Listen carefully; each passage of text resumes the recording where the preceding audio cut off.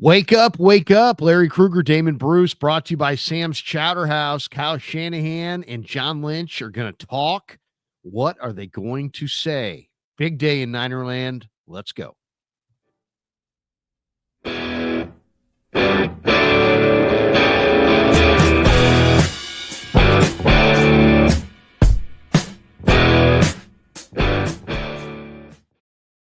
Well, he finally got past a very tight security outfit at Levi Stadium. Larry, down at Levi's for this press conference that we're going to get today, and welcome on back to Wake Up. Damon Bruce, Larry Krueger, again, brought to you by Sam's Chowder House.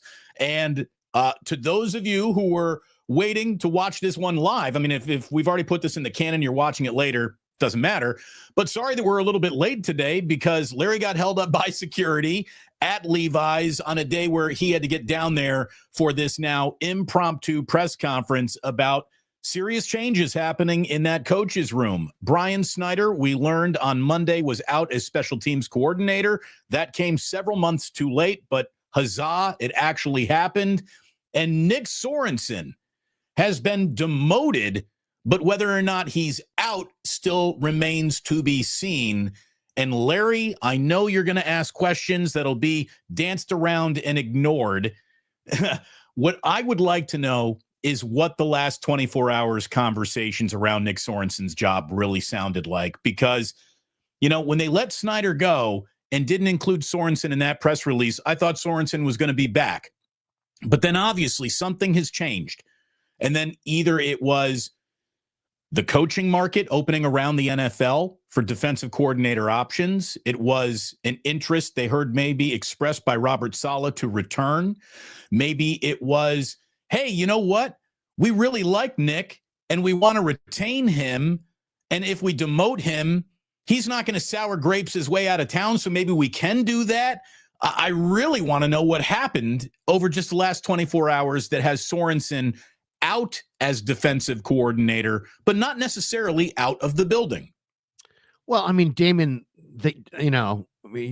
you watch the games, right? They were horrible in situational football. And in the last 2 weeks of the year, when they were trying to say, hey, this is all a referendum on, we're going to finish fast and play hard and do well. They gave up, 87 points in the last 2 games of the year. 87 points, this just in, that's too many.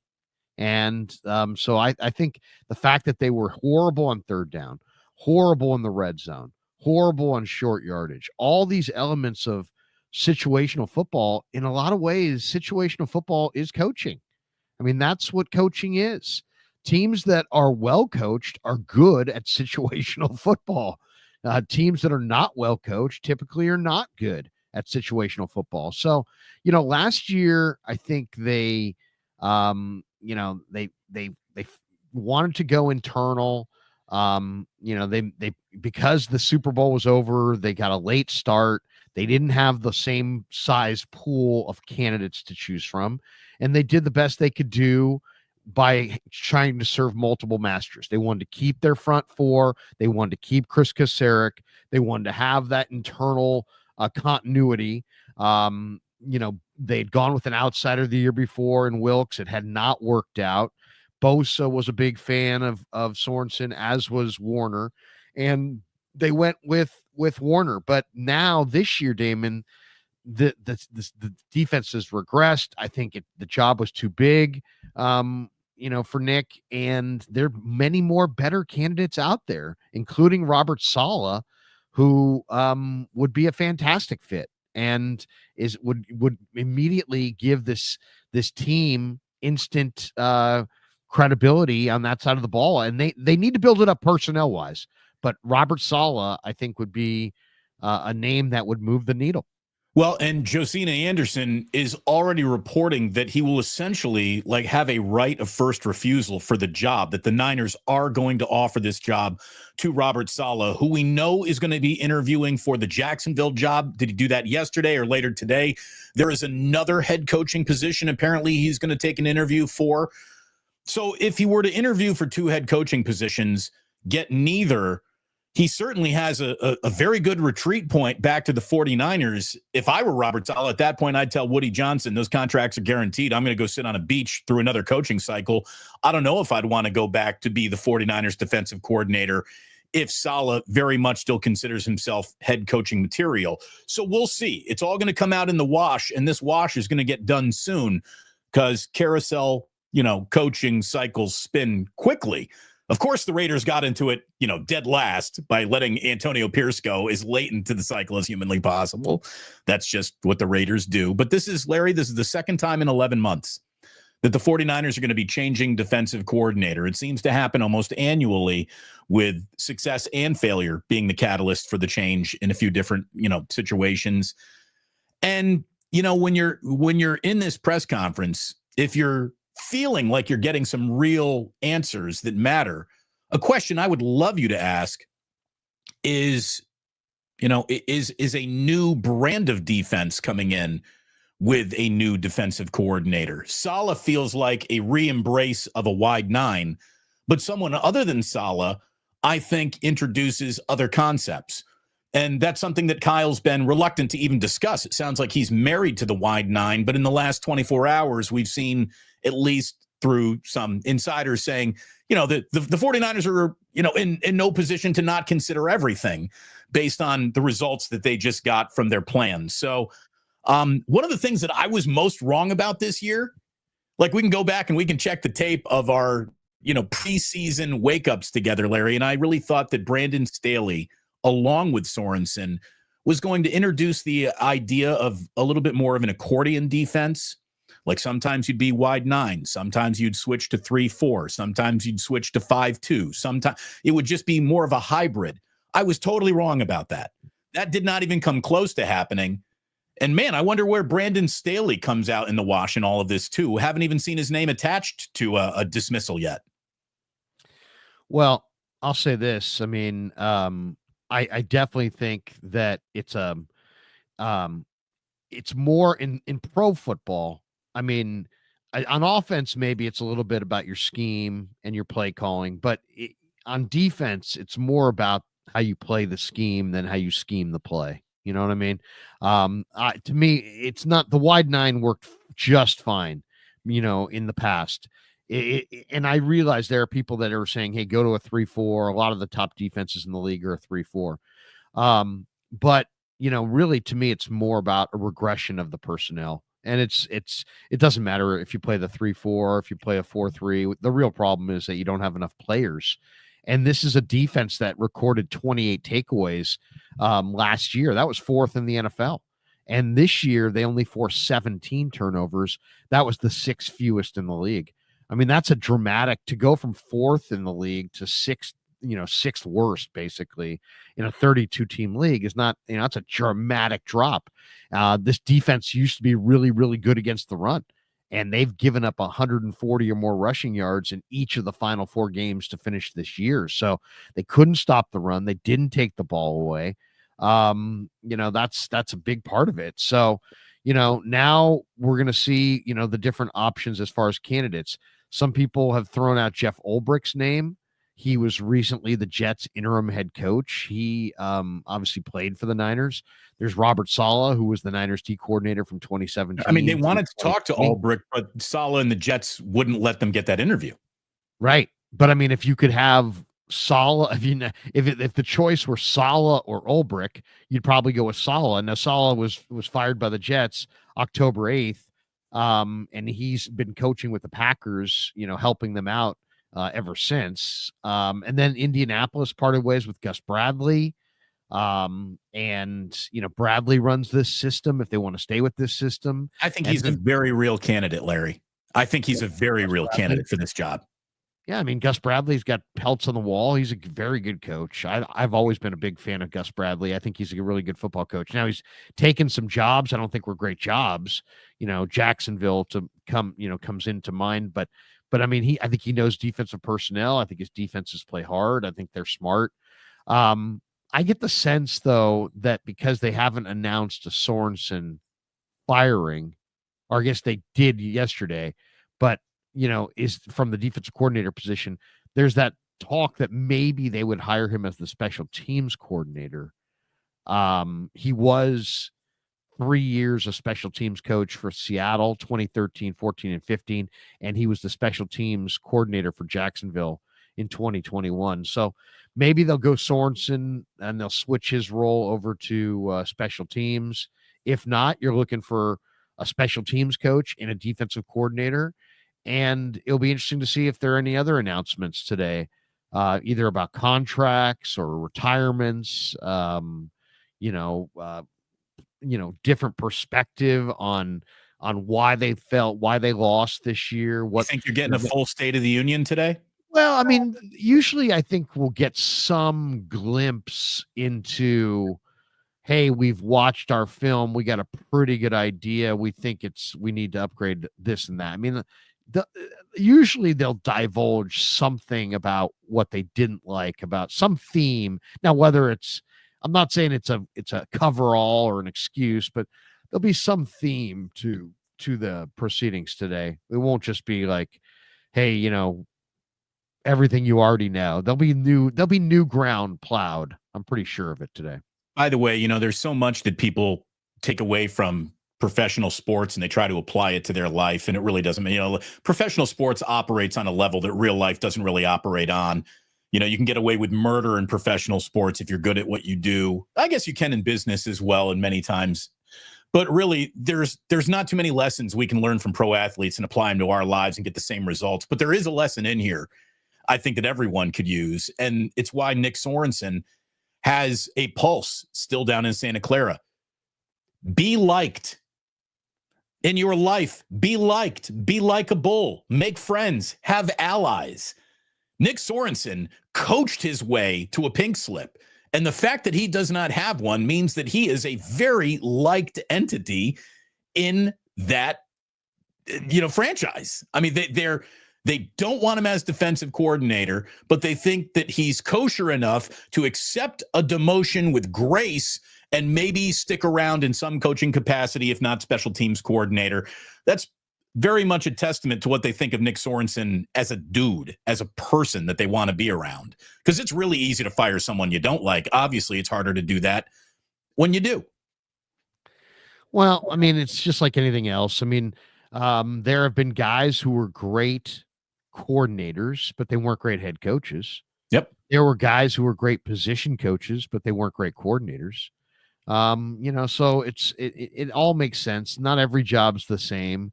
And maybe Nick's a hell of a special teams coordinator, but the defensive coordinator job was, maybe he was not suited for it. I personally think that most of the problems that the Niners had this year on defense really didn't have to do with Nick per se. I wasn't like offended by the coverages or offended by the decisions. I didn't like the communication breakdowns. To me, you talk situational football's coaching. Well, communication breakdown, that's definitely coaching. That's you guys not knowing what to do based on the looks you're getting, and everyone gets confused. Confused teams are poorly coached. But I'll agree with you. Had Nick Sorensen had Eric Armstead, DeForest Buckner, a healthy Dre Greenlaw, I promise you this entire year would have looked differently. Well, I mean, also, where do you have communication issues on defense? It's not a front end deal. It's not a linebacker deal generally. It's a secondary deal. Where do they have lots and lots of young players? The secondary. So to me, I mean, the fact that they had communication issues in the secondary is just kind of par for the course. I just didn't like the fact that when they got no rush they got no sacks in 4 of the final 6 games, I didn't see any kind of creative blitz package. I didn't see them, take chances. They stayed in their very kind of conservative, we're going to do what we do mode, and just died. And it's like, you have, if you're going down, I want to see you fighting and, clawing for every possible inch and blitzing and trying to make something happen. I didn't see him trying desperately, creatively to make anything happen. They just did what they did and lost. So I wasn't really all that impressed by him. And I definitely wasn't impressed by him as far as a orator. He's not a impressive guy. Right. But, more than anything, I just think the 49ers need to have a a whole injection of talent. It's not, it's, you could have play any scheme, 3-4-4-3, wide 9, standard 4-3. You could play some kind of three, you know, you could play like a constant dime if you want. You run a brand new defense no one's ever seen before. Run a 110. You gotta have dudes. You gotta have players. It's pro football defense. So that's where the 49ers, they've run out of players. They invested heavily in Hargrave. And then, that's fine that you kissed off 5 players for Hargrave, but it's not fine when Hargrave's out for the year in the middle of the year. Right. So then all of a sudden you don't have Hargrave and you don't have the benefit of all those other players that you depleted your roster to sign Hargrave. So that, anytime you go all in on a player and that player gets hurt, Christian McCaffrey, Javon Hargrave, Brandon Ayuk, there's going to be a price to be paid for that. And then you miss as much as they have at those two things. Uh-oh.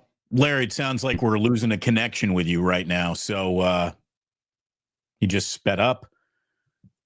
I don't know. There we go. Oh, you're back. You're back. All I was going to say is just that almost all of the issues that they've, all the mistakes that they've made all result in being less deep as a team. And then when you compound those things together, that's that they just weren't deep enough this year. I mean, they had a pretty an okay offensive line, but not a lot of depth. They had an okay defensive line, but the second tier guys were really bad. They had okay linebackers, but as soon as they got to Devondre Campbell every week, it took a step back. They made communication breakdowns in the secondary because they're young. They only had 1 tight end on their roster worth a damn. Ayuk wasn't, the receivers fell apart and the young guys didn't emerge. There were a lot of negativity. McCaffrey wound up playing very little the entire year. He's, this incredible offensive player. So it wasn't perfect on any front, and you could blame Lynch, you can blame Shanahan, you can blame players. But to me, it was just too much to overcome. Then you mix in a short off season, the least rest, a first place schedule. There was a weird vibe from minicamp was normal, but from training camp on, there was this weird vibe of nobody's really happy. Ayuk's yelling, getting Shanahan or arguing over shorts. It just felt very not united. And by the way, next time, should something like that happen and a team is trying to deny what is totally observable reality to the rest of us, maybe we should trust the rest of us more than what the team is saying, because we all saw this.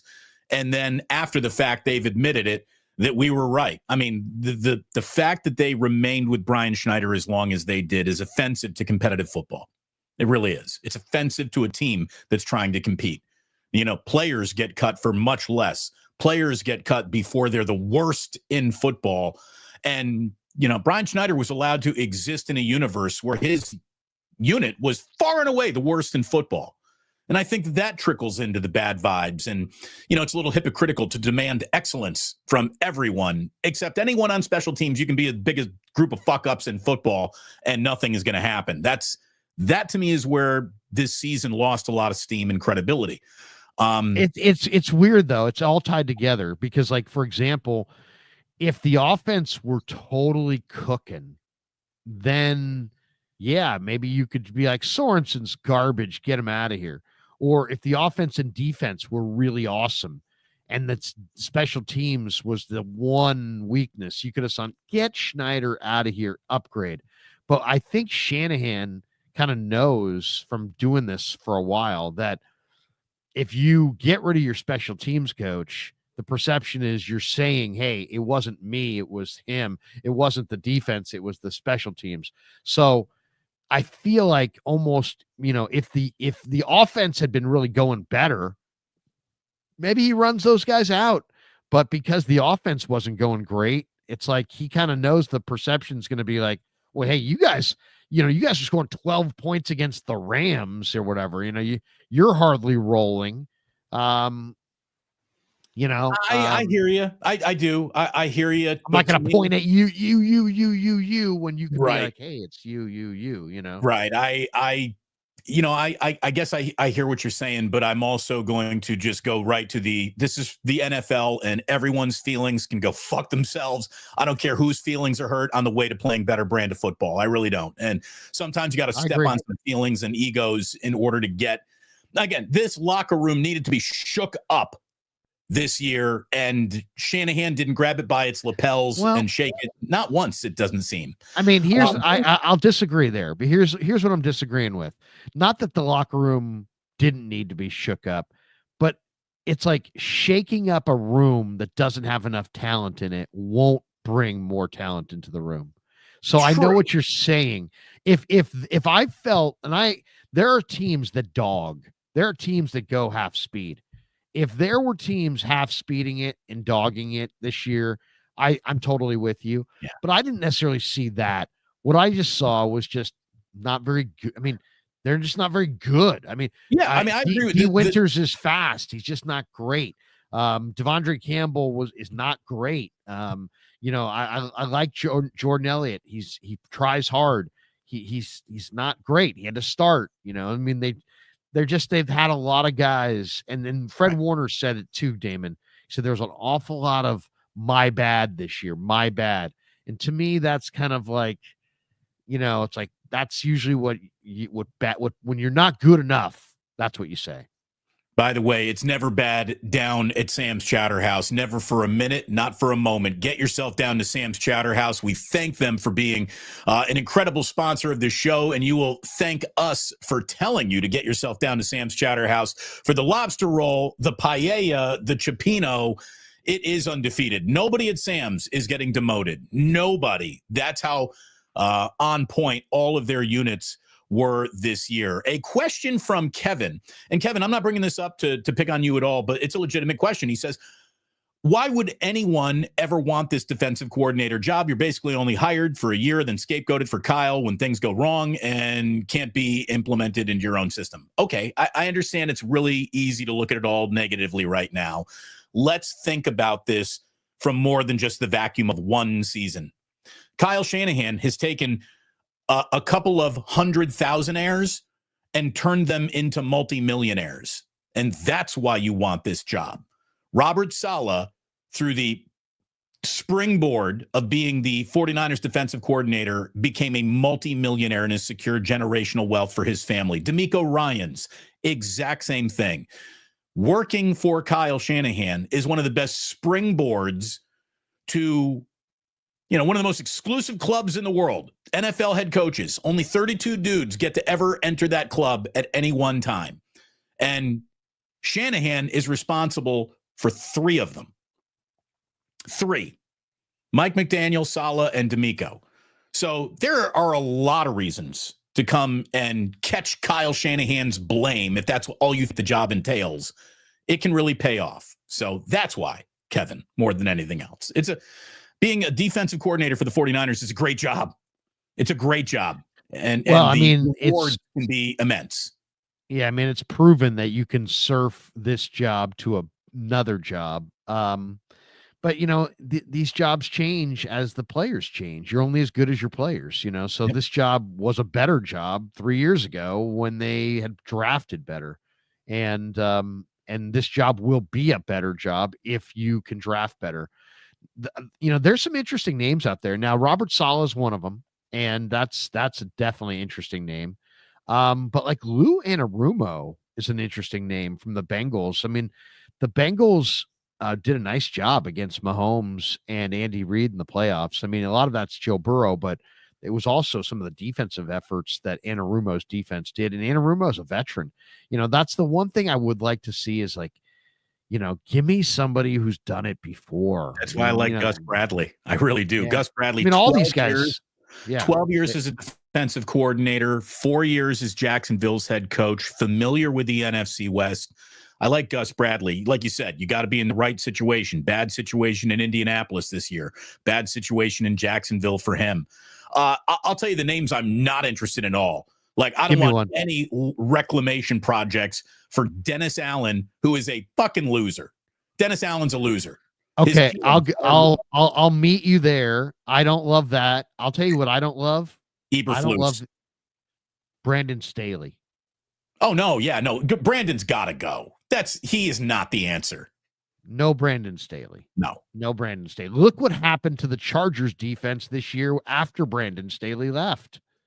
They got the number 1 defense in football. So no, with a lot of the same players. So no Brandon Staley. I kind of like the idea of Saleh if Saleh wants to be here, because I think Saleh gives an energy that and an independence and a gravitas. I think it's got to be somebody with a big resume. Somebody who's been a head coach would be great. That's why Gus Bradley's good. That's why Saleh's good. I think either of those guys would be fantastic. When Rex Ryan doesn't get the Jets coaching job, I wonder if he's still going to have a coaching itch that he wants scratched, or if this is just Rex Ryan knows that he can get an awful lot of attention by throwing his name into the New York media and the Jets, and they loved him before and blah, blah, blah, blah, blah. I don't know how sincere he is about a return to coaching, but for the Jets head coaching job. But if Rex Ryan were interested, he might be too much of a personality clash with Shanahan. Might be a little bit too much of a look at me guy to be a part of Shanahan's staff, but Rex Ryan does know defense. Absolutely, he does. I would have an interview with him. I would send an airplane to talk to Rex Ryan. Yeah, I mean, talk to people for sure. I mean, and why wouldn't you? Why wouldn't you? I mean, he's had a lot of success. Be interesting to see, I should say. Do they stay with their Chris Kasarik wide 9 4-man front? Do they switch to a 3-4? Somebody threw out Ken Norton Jr. as a name. Dusty Gold says Ulbrich, or someone mentioned Ken Norton Jr. Lou Anarumo. I don't know. I mean, there's a lot of interesting names out there. Could be a younger guy that we're not thinking of. By the way, Lou Anarumo looks young. He's not. He's almost 60 years old. He's just one of those younger looking older guys. He's been doing it a while, hasn't he? Yeah. Oh, yeah. Yeah. So, I mean, the one thing is, if you look what you're up against. If you're going to win the Super Bowl, you have to first take a look at what you're up against. Like, what's it going to take, right? Is Nick Sorensen okay? I don't know. If you're trying to, win the WCAL, he might be more than okay. But who are you going up against? Oh, you're going up against Andy Reid, Steve Spagnuolo, Dave Taub, Patrick Mahomes, the Kansas City Chiefs. State of the art. Now, Kyle Shanahan, Kyle Shanahan on offense, that's your offensive guy. But I mean, how are you matching up with Spags? How are you going to match up with Taub, who's considered the best special teams coach? To me, you should be on the hunt for 2 things. A defensive coordinator who's got pelts on the wall, gravitas, a presence, preferably head coaching experience, and just instant credibility, who also has a good eye for personnel. That's one guy you should be looking for. And it might be Saleh, okay? The other thing you need to be looking for is the best young, unproven special teams coach in the country, college or pro, and go look for them. And there's some that have been in the pros that are now in college. Joe DeCamillis, I believe, is at Clemson. Very good special teams coach. Go find a special teams coach that is absolutely kicking ass on special teams. Go find the young star special teams coach and add him to your staff. Everybody hires people they know.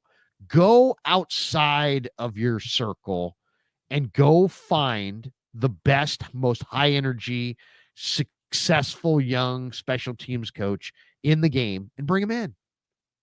Go, you know what I mean? Don't just call your buddy.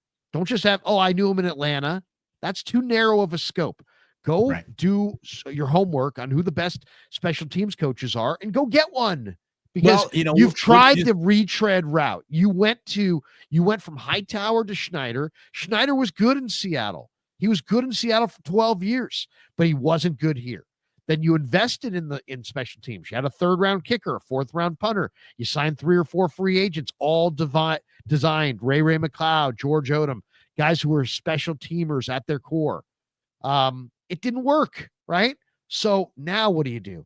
Now I think what you do is you go look for a great young special teams coach. I'm suggesting Marty Biaggi from Notre Dame, but that's just one name. That's just one name. There might be a great young special teams coach in the NFL right now. I don't know if you could get him. You'd have to maybe make him like assistant head coach / special teams, but go get a really great special teams coach. Go get who I don't need him to be proven. I need him to be outstanding. I want a guy who's maybe you're hiring him a year or two before his time. Like he's the next great special teams coach that nobody knows about. Go find out who that is and bring that guy in. And then go get a defensive coordinator who's done it before. And then Kyle Shanahan, just focus only on the offense and not on personnel. Let your scouts do all the drafting. You just focus on play calling, play sequencing, and revolutionize your offense and change it by what you bring, who you bring in at tight end and fullback and receiver. So, and running back. I mean, change what you do by the weapons that you bring in. You don't run the ball well inside the 5. Go get a power back. You're right now, you can't run in short yardage or on the goal line. Get rid of Juice. He's a big name, high price fullback who you can't use as a lead blocker. Use Garendo as your fullback in certain situations. Go get a big lineman and use that guy as your lead blocker, as your goal line guy. Ask Dominic Pooney to be your fullback if you need one. Good Lord. Nick Sakel. I mean, find a smart offensive lineman and make him your fullback and save a roster spot, or defensive lineman. There's a guy in this draft that I love named JJ Pegues, and JJ Pegues plays for Ole Miss. Lane Kiffin uses this guy on short yardage. And the reason he does is because he's 6'3", 318 pounds, but he's like one of those guys that he's just a gigantic body, but he's really a small guy. He's really got small man skills. So like this guy, even though he's 320, can get to full speed and pretty high speed in like 2 steps. It's one of the most freakish things I've ever seen. Anyway, they've used him, Damon, on short yardage and goal line. He's perfect. He's got like 6 touchdowns. He's got like 14 first downs. He has not been denied in short yardage. That is the kind of piece. He's a defensive tackle. So draft him, play him at defensive tackle, and use him in short yardage on offense. JJ Pegues. There you go. I saw, some Dave Lombardi did some number diving, and, he's talking about how the 49ers' last 2 defensive coordinators have been one and done because they just can't stop the run. And that's what undid both these guys. Steve Wilkes' defense slipped from number 2 to number 26 EPA. And then Sorensen's defense slipped from 26th to 29th. So, Dave says stopping the run is an absolute foundation of what San Francisco does. Well, defensively, stopping the run is a foundation of what a Pop Warner team does. I mean, if you can't stop the run, you don't even belong on the football field as a defense. That is job one. You slow down the run, and then you make them pass it. That's what you do defensively. If a team is running all over you, you're dead on arrival. So, well, I mean, football. I mean, football. I mean, it's either your D tackles or your inside backers or your safeties, right? Okay, so let's talk about that for a second. In the old regime, they had Jimmy Ward and Jaquaski Tart. Those guys were awesome against the run. those guys were like extra linebackers. They both hit like trucks. They both wanted to play the run.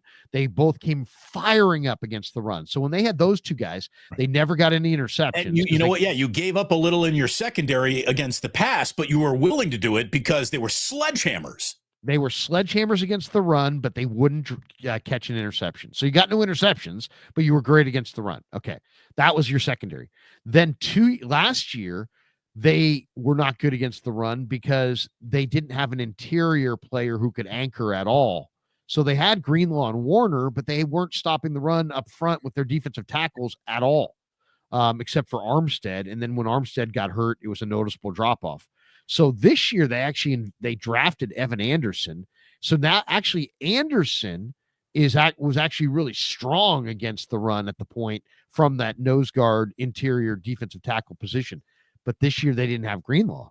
And the year before they didn't have Aziz. 3 years ago when they had Aziz, Warner, and Greenlaw and better defensive tackles, they were better, much better against the run. That's what it's going to take. It's going to take. Now you got Evan Anderson. That's a great plugger, but you got to move off of Hargrave. You got to find another big war daddy inside, and you got to find yourself a couple of really good, fast, instinctive linebackers who can make tackles. Not Demetrius Flanagan Fowles, not Devondre Campbell, not the guys you got. You need some real dudes. You had some amazing line. I mean, Greenlaw, Aziz, and Warner, those are three of the best linebackers in pro football. Except now Greenlaw's out, and Fred's playing with a broken ankle, and Aziz, made a hit he shouldn't have made, but now everybody hates him. But he's still a great player. That's what they need. They need to go find their future Greenlaw, Warner, Aziz. That's really what they need. They need another defensive tackle. They need a big time. I think they have the safety in Mustafa, to be honest, and they need they just need a couple of big time linebackers. They're 3 interior players away, maybe 4, because you want to have some depth there. And it's a great draft for the interior players. So it's especially at defensive tackle, there's going to be all kinds of guys late in this draft that I mentioned to you that Watson for Florida, that defensive lineman who's 450 pounds. That's a guy that I would try to get an extra 7th round pick and draft that guy and see if you can use him. He's either as a nose guard on defense, as a run plugger. If you can get him to lose weight, he'd have to lose a lot of weight. Or if he doesn't lose a lot of weight, you use him as a center.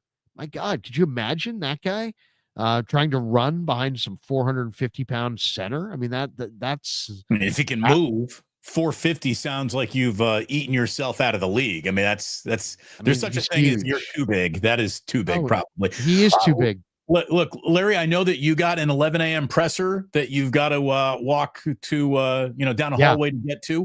We've got some supers. Let's go through them real quick, and then I'll invite everyone to join me and Cyrus at 11 here on Damon Bruce Plus. We're going to be talking a little Warriors Weekly. And then Larry and I will be back on Friday to set up Wild Card Weekend, not Super Wild Card Weekend anymore. It's just Wild Card Weekend, I guess. We're back to that. And here we go. Talking draft. Let's see. What do we got? Oh, welcome. SGA Sports Talk channel is a new member. Corey Wiggs says, I hope they don't wait for Saleh and lose out on other candidates. Basically, we can be in the same situation we were in last year. Have a little faith, I'd say, Corey. Rita Thomas, member for 3 months. Blown draft picks, blown coaching hires. This rot starts at the top. Ooh, I like that. I mean, I wouldn't say it's rot, though. It's not rot. I'm not looking at a rotten team full of incompetent, know-nothing derelicts. I'm just looking at a team that had been punching in the heaviest of heavyweight divisions and got a little punch drunk this year, and things went wrong. I'm not looking at incompetence or rot. I'm just looking at a good team. Rita, I like the fire.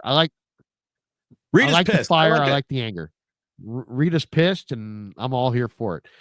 Fuji Simeon says, "Is Moody cut now?" Bring up the rot in your first question today. Be like, who's rotting the fastest up here on this dais? Which one of you guys is rotting faster? Excuse me, John, Kyle, Rita Thomas in the chat said that you guys are part of the rot. at the top of the masthead. Would you agree with that? With Rita? Something tells me something tells me they would not go for that.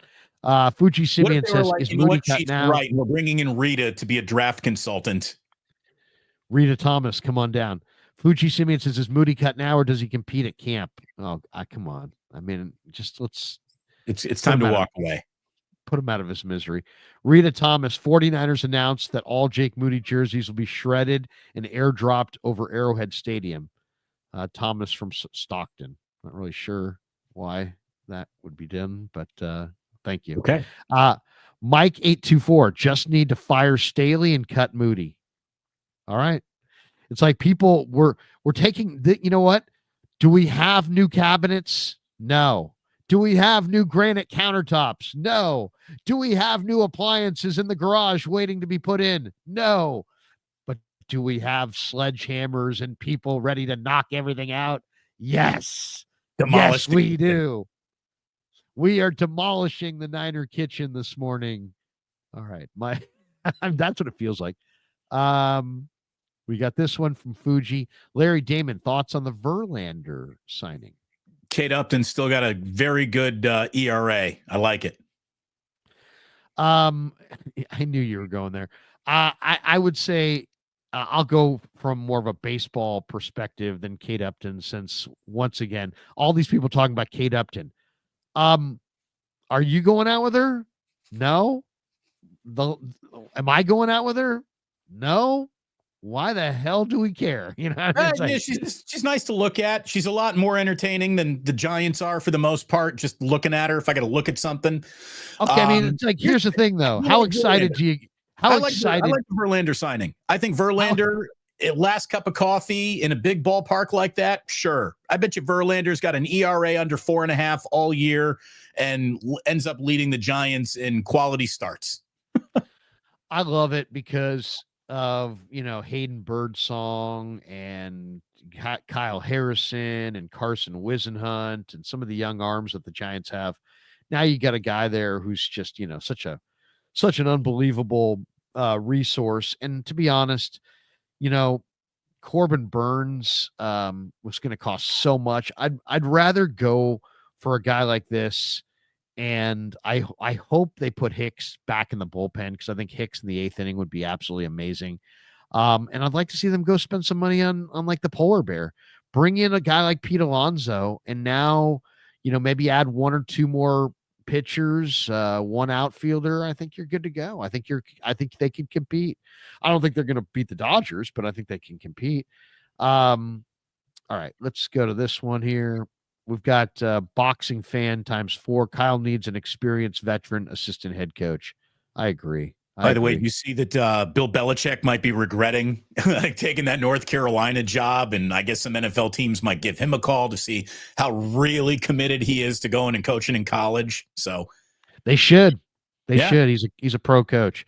Brian. Oh wait, what? There we go. Brian Perez just says, "Hey, just here's $1.99. $1.99. I always wondered about the 99s. That's going to do it for us. Good stream. Sorry I was late. If you could ask, here we go, Damon. Last question I have for you. You get one question for Kyle Shanahan. What is it?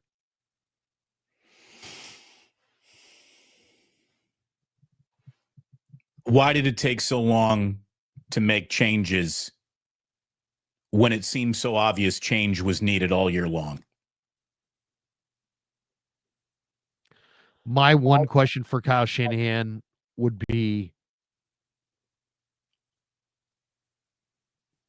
did you coach around your roster limitations as the year went on? Because you stopped you stopped even trying to run the ball inside the 5. I mean, who does that? Who gets to late in the year and stops running the ball inside the 5-yard line? They just stopped running. I mean, it was amazing. And there was a game this year. I mean, on the last Purdy game where he got hurt, 16 straight passes against Detroit. And what I said, like Jake Brendel won the Bob McKittrick Award. Dude, Bob McKittrick's got to be rolling over in his grave Sorry, it's the truth though. John Lynch, one question. Go. What do you got? You got about 12 to 14 roster spots to play with. What's your priority? Because I looked at it. I did my big, who's back, who's out show just the other day. I've got about 16 open spots with both Moody and Mitch out too. I'm not bringing back Wichnowski either. I'm going a full flush on special teams. But he's got about 14 open roster spots to play with. What's your number one priority, John? It's a good one. That's a great one right there. And that is about it. Like, I know you got to get going and I got to get going. And we want to thank Sam's and everyone for being here once again. Sorry we got off to a late start, but that's how the cookie crumbled today. And if we can just leave on a serious note, what is happening in Los Angeles right now is terrifying. I mean, we're calling family members and people that we know down there and ask if they are in a path of danger. And some are saying yes, and some are saying no. Depending on which way 80 to 90 mile an hour Santa Ana winds are blowing. I mean, it is scary down there. So LA, I don't know how you're going to be hosting an NFL game this weekend because there's some serious, scary things happening in LA right now. So we're just thinking of everyone down there. We hope that everyone stays safe. Yeah, no question. Thoughts and prayers to everybody down there. And, really it's a perspective shaker, but it's just life. Right. So our thoughts and prayers. Here's the thing. It's one thing to have your house burnt down. Entire neighborhoods are being burnt down. High schools are gone. You're talking about some of the most beautiful. Sorry about that. We're talking about some of the most beautiful real estate in the world and all the loss of life potentially there and property. And it's just ugly. Yeah. I've been watching the images. I heard Steve Weish on KMBR talking about it today. Obviously the NFL Network's based down there. So he's based right down there. I mean, the Rams, I think, are not going to be practicing outdoors today. They're going to be practicing indoors. I don't know how the city of LA is going to host a NFL playoff game this weekend, but they are. And I mean, it's just it's the unthinkable. So anyway, we'll leave you on that note. Thanks to everybody. Have a great rest of your day. Later on the Krueger show, we'll have some breakdown down here in Santa Clara from what went on. Join me at 6:00 tonight on KMBR for Niners Nightly, and John Dickinson is going to stop by at 6:30. So we'll get JD's thoughts on the stories of the day. It should be a very interesting day. For Damon, I'm Larry. Thanks to Sam's Chowder House. Thanks to all of you. Have a great day. Go Niners.